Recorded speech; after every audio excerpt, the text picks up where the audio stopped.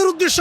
এই সরকারকে যদি আমরা এভাবে সুযোগ দেই যে পর আমাদের দেশ একটা সময় সে ধ্বংস করে দিয়ে আবার সে লন্ডনে চলে যাবে। এক মাসে বিদ্যুতের দাম তারা 2 বার বৃদ্ধি করে তারা প্রমাণ করেছে বিগত 17 বছর আওয়ামী লীগ যা করে নাই এই সরকার 3 মাসে তার চেয়ে বেশি করেছে। এটা দেশ এবং জনগণের জন্য আসলে বর্তমান খুবই ক্ষতিকর, এবং আমরা যেটা প্রত্যাশা করছিলাম 24-এর পরবর্তী সময়ে দেশের এই দুর্ভিক্ষ হবে, এত তাড়াতাড়ি একটা সরকারের জনগণ থেকে বিচ্ছিন্ন হয়ে যাবে, জনগণ সরকারের বিপক্ষে যাবে, এটা আসলে খুব সরকারের জন্য এটা মানে ক্ষতিকর দিক বলে আমি মনে করি। এটা অতিরিক্ত মুনাফা অর্জনের জন্য, জনগণকে চুষার জন্য, এটাই তো মূল কারণ। এই জনগণকে চুষা তাদের উদ্দেশ্য।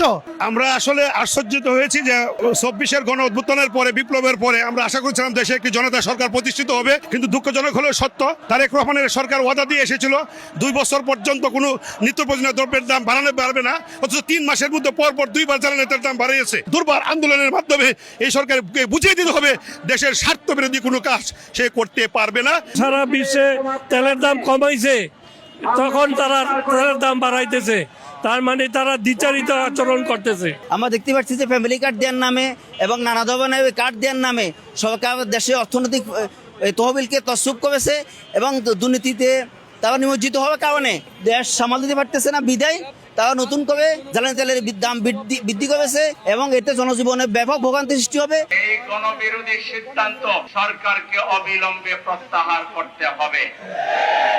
সরকার মাত্র 3 মাসও হয় নাই, প্রত্যেকটা সেক্টরে দুর্নীতি, অব্যবস্থাপনা এমন একটা দিক নাই যে দিকে সরকারের কোনো সফলতা আছে। আর সেই অতীতের লুটতরাজকে আরো শক্তিশালী করেছে এবং ঝাড়ু পেটা দিয়ে বাংলাদেশ থেকে তোমাদেরকে বিদায় করবে। বাংলাদেশের আইন শৃঙ্খলা বলে তেমন কিছু নেই। আইন শৃঙ্খলার দায়িত্বে যে নিম্নমন্ত্রী আছেন তিনি সব জায়গায় ওনার অবস্থান, কিন্তু আইন শৃঙ্খলা রক্ষায় তিনি সম্পূর্ণ ব্যর্থ হয়েছে। আমরা আহ্বান জানাবো অবিলম্বে তেল গ্যাসের মূল্য যা বৃদ্ধি করেছেন ওগুলি অবিলম্বে প্রত্যাহার করে নিন। এর সাথে সাথে দ্রব্য মূল্যর ঊর্ধ্বগতির লাগাম টেনে ধরুন।